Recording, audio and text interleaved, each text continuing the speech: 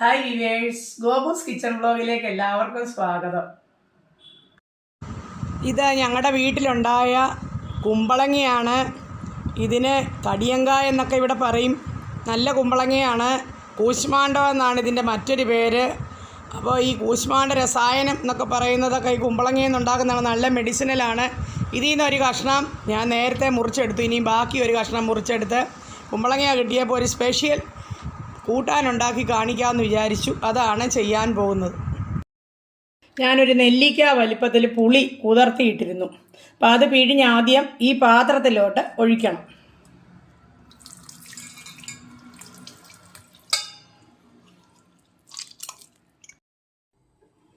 ആ പുളി പിഴിഞ്ഞത് നമ്മൾ അടുപ്പത്ത് വെച്ച് തിളപ്പിക്കുവാണ്.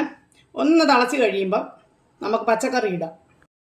പുളിവെള്ളത്തിലോട്ട് നമ്മൾ കുമ്പളങ്ങ, പച്ചക്കറി എന്ന് പറഞ്ഞെങ്കിലും കുമ്പളങ്ങ മാത്രമേ ഉള്ളൂ.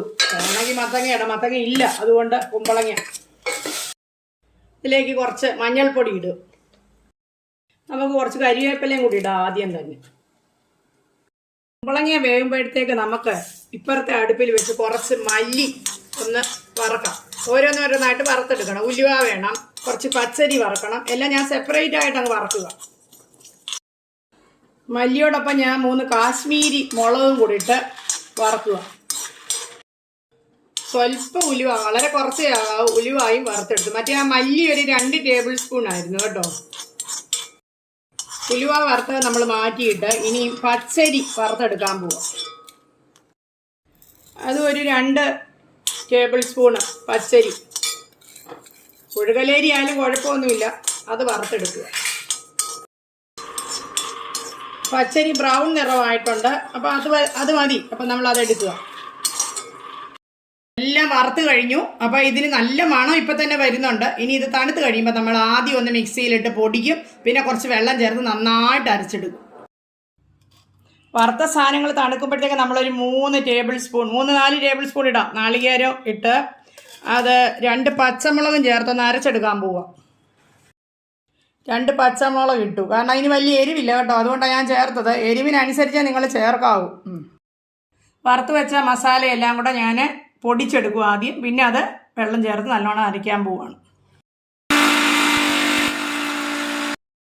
കുമ്പളങ്ങ നല്ലതായിട്ട് വെന്തിട്ടുണ്ട്. ഞാൻ നേരത്തെ വേവിച്ച് വെച്ചിരിക്കുന്ന കുറച്ച് തുവര, ഒരു എന്താ പറയണ്ടേ, 4 ടേബിൾ സ്പൂണേ ഉള്ളൂ തുവര നന്നായിട്ട് കുക്കറിൽ വേവിച്ചത് ചേർക്കുന്നു. ഇതിലേക്ക് വറുത്തരച്ച ഇത് ചേർക്കുകയാണേ. വറുത്തരച്ചില്ലേ നമ്മളത് ചേർക്കുകയാണ്. തിരി ഒന്ന് കഴുകി ഒഴിക്കാം.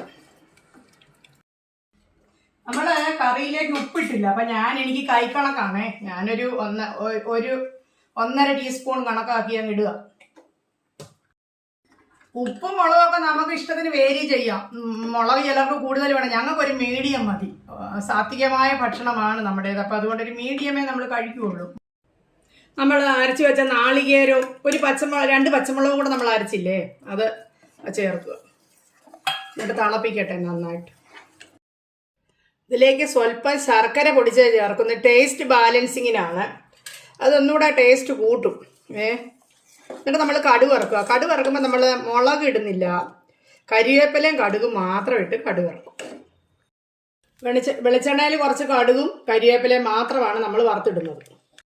കടുക് പൊട്ടിയാൽ നമ്മൾ കറിയിലേക്ക് ചേർക്കുന്നു. എന്നിട്ട് ഇളക്കി യോജിപ്പിക്കും. കറിക്ക് നല്ല കൊഴുപ്പുണ്ട്. ഈ കറി അങ്ങനെയാണ്, വെള്ളം പോലെ ആയാൽ അതിന് സ്വാദില്ല. ഇതിന് നമ്മൾ അരി വറുത്ത കറി എന്ന് പറയും. ഒരു വറുത്തരച്ച പുളുങ്കറി പോലെ തന്നെയാണിത്. എല്ലാവരും ഇത് ചെയ്ത് നോക്കണം, വളരെ ടേസ്റ്റിയാണ്.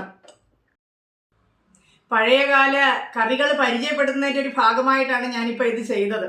അപ്പം ഇന്ന് ഞങ്ങൾക്ക് ഇതിനോടൊപ്പം ലഞ്ചിന് പാവയ്ക്ക മെഴുക്കുവരട്ടിയുണ്ട്,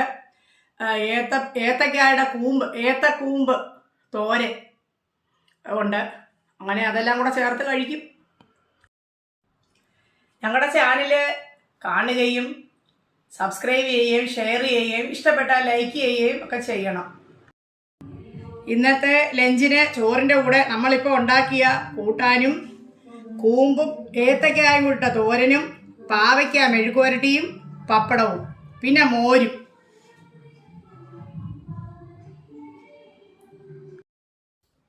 ഇനി ഒരു വീഡിയോയുമായിട്ട് നമുക്ക് എത്രയും പെട്ടെന്ന് കാണാം.